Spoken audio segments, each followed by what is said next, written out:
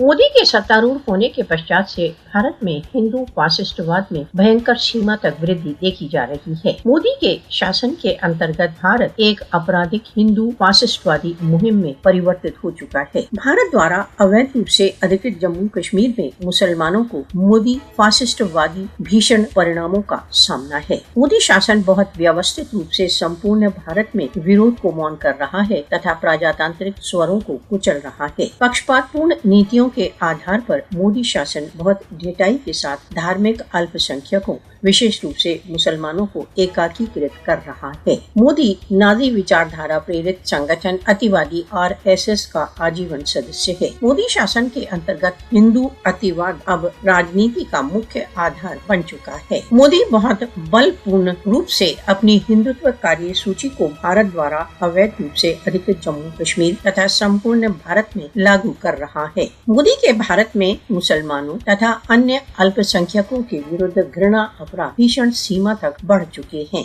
मोदी का शासन न केवल भारत के सामाजिक गठन वरन संपूर्ण दक्षिण एशियाई क्षेत्र की शांति तथा स्थायित्व को खतरे में डाल रहा है।